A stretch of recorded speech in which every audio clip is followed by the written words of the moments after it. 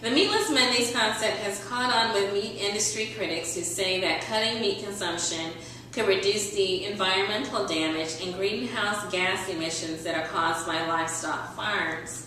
Sodexo already offered meatless entrees, being chili, veggie lasagna, among others, but now the company is promoting the vegetarian options 1 day a week. Meat items are still on the menu. Sales of meat options have doubled since their promotion, and vegetarian dishes now outsell the meat options sometimes.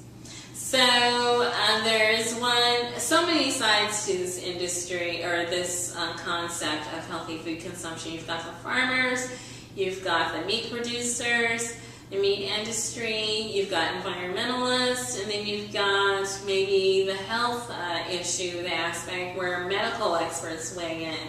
So lots of people have their own agenda for whether you eat one type of food or for another. The best thing to do is to investigate and gather your own data, talk to your doctors, and do what's right for you.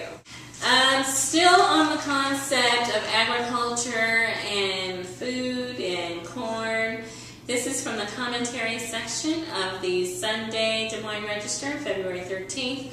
Corn growers are tired of cheap shots. Alright, this is coming from Bruce Rower, and he is the director for the Iowa Corn Growers. I'm not going to read the article, but basically what it covers is the concept of food versus fuel, the use of corn for fuel, driving up the cost of food. You can read more about that in the commentary section, and there's even a picture, and I'll show it again. The reason why I'm showing it is because it comes from Lincoln Way Energy. This is the ethanol plant in Nevada, Iowa. And according to Terry Branstad, an interview that I did with him a few weeks ago, he did mention that he has interest in Lincoln Way. So he's concerned on that level with renewable energy. So we're still on the concept of ethanol. This is coming from, again, Sunday Register, February 13th, the Greenfield section, the Agriculture and Energy Report. Ethanol promoters excited about E15 at Daytona 500. E15 is a gasoline blend that includes 15% ethanol. It was recently approved by federal regulators for cars and light trucks from 2001 forward. Alright, so the race will be the first showcase of 15% ethanol and NASCAR, which ethanol boosters hope will give ethanol a much-needed political boost this crucial year, as federal policymakers once again study the matter of ethanol's 46-cent per gallon tax break.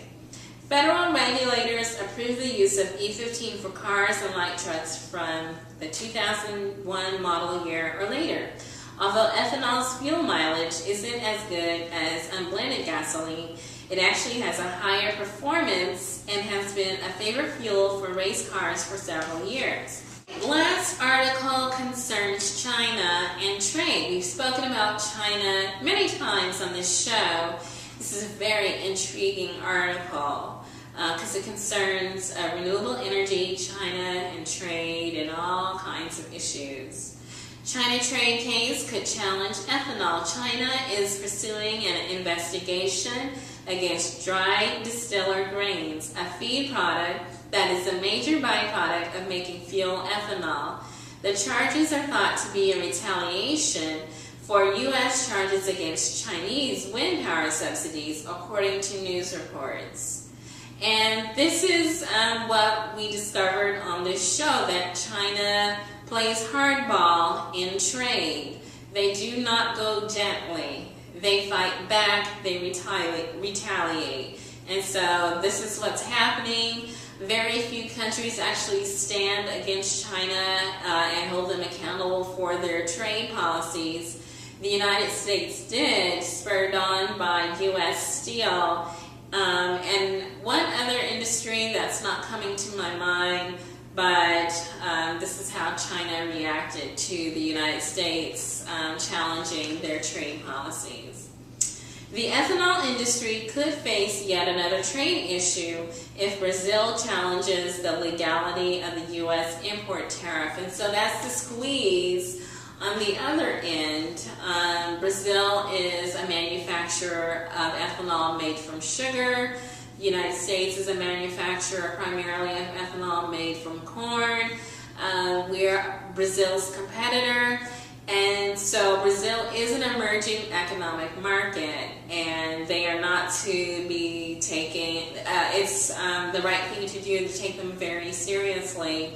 And so that's how, while Iowa is a state, one state out of 50 states within the United States, there are very serious international issues that affect our economy directly. So it's very important not only to dwell on what happens locally, but also what happens internationally as well. But anyway, I wanted to conclude by just saying that Des Moines, central Iowa, seems to me to be a city in the middle. Things can go either way depending on our leadership. We've been doing well despite an economy that's really suffered at the national and international level. So therefore we have the best of times, even during the worst of times. We have the best economy of a worst economy. We had a designation of one of the best cities to do business, but then when you look at our downtown area, it makes you wonder, are we the worst city to do business? Overall, from what I've seen, a lot of time, energy, and resources, and when I say resources, I mean human capital and natural resources, in the state of Iowa and the city of Des Moines are cheapened. They are cheapened, and I think it's for political gain that those are cheapened. And as a result, what resources that aren't driven away from Iowa due to brain drain, due to a lack of manufactured exports, what remains becomes depleted. And from what I've seen lately, quite often in the paper, in the news, and on the radio, on the internet, religion has often been used as a political force in terms of those resources. And so because of that, I decided that I would have recommended reading. This recommended reading comes from chapter 1 of an international bestseller that you might have heard of, the very first chapter of the first book of Genesis of the Holy Bible. And this is for the purpose of clarification on the role of people as conservators of natural resources. But there's two things that this truck does, if you want to boil it down. It sucks and it squirts.